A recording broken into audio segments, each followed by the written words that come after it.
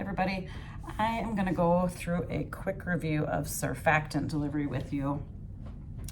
And I also have it written on a more concise format called a standard of work that you guys will be seeing with all of our treatments and therapies and things. So you're going to have your order, gather up your supplies, gather your surfactant box that's going to have everything in it that you could possibly need. Grab your surfactant out of the fridge. You may need the nurses to help you do that. So just as a review, your initial dose is 2.5 mils per kilo. The subsequent doses are 1.25 mils per kilo up to 2 times, and all of those are 12 hours apart-ish. Doctors may decide to do them early and late, not at all. Also remember that on that surfactant box is a graph.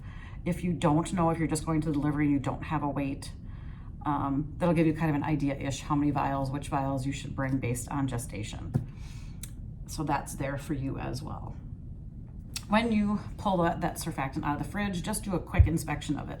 It should be milky white in color. It shouldn't be chunky, shouldn't be separated. Just tip those bottles over, one at a time.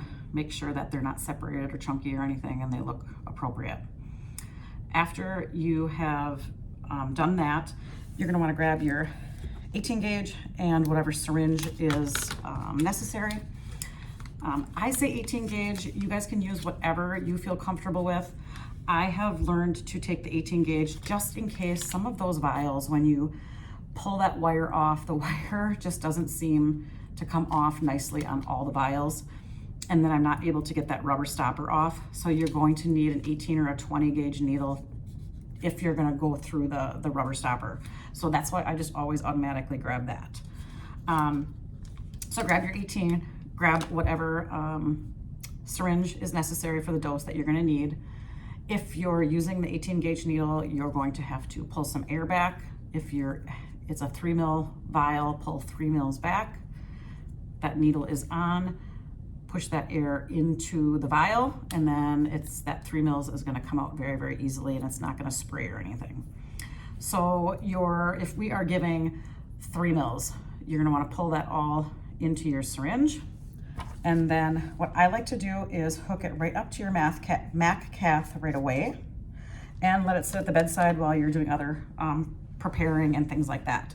So it's warming already, just sitting there, and you're not gonna lose it. It's sitting right there.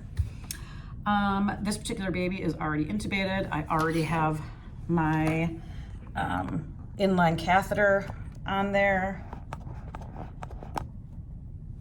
And I already have somebody is going to be doing the NeoPuff for me. If by chance this baby is very, very unstable and doctors would like you to maintain on the ventilator circuit, by all means, you can do that.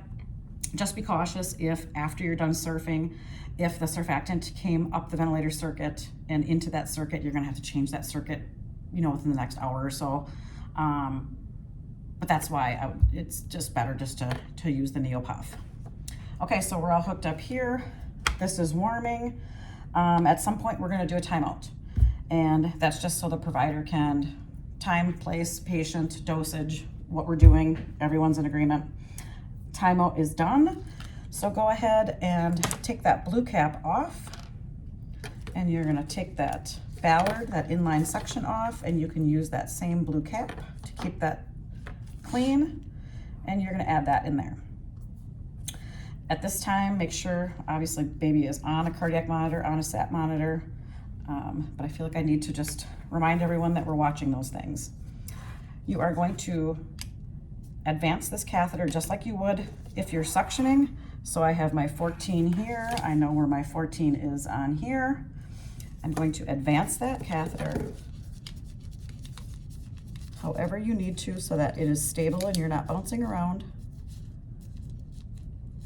Once you get to your spot, you're going to deliver half of that dose and then pull back on that catheter really quickly. This entire time, your other second person is delivering those breaths with the NeoPuff, and they can quickly increase their rate, increase their pressure, increase their PEEP, whatever they need to get that surfactant to stay in there. Once the baby is stable, there is no time anymore after I just reviewed. It used to be like 30 seconds, sometimes a minute that you would wait. There is no time. Once the baby is stable in between the aliquots, your doctor or provider is going to say, go ahead with that second dose. So advance that catheter again. At this time, that second person is still delivering those breaths for you. You're going to deliver the second half, pull out, and again, just keep doing the Neopuff and until they are stable. Once they are stable, you can take them off of here, put them on the ventilator circuit. And now at this time, we have that button that comes with the MAC cath. We're going to take this off and we're going to replace it with that button for the first hour after you delivered surfactant. Once an hour has passed, you can go ahead and put that inline suction back on. But for that first hour, this is just a reminder that we are going to try our hardest not to suction that baby. If you have to, that tube is obstructed and they're increasing O's and baby is doing poorly, by all means, you are going to have to suction. But just a reminder, let them be if you can. In an hour, change that back to their regular inline suction. The MAC cath, I would prefer that if once we're done with this, even if we are pretty certain that we're going to deliver a second dose, throw this away, just grab a new one if you do a second and or third doses later. All right, hopefully that helps. Let me know if you have any questions. Thank you.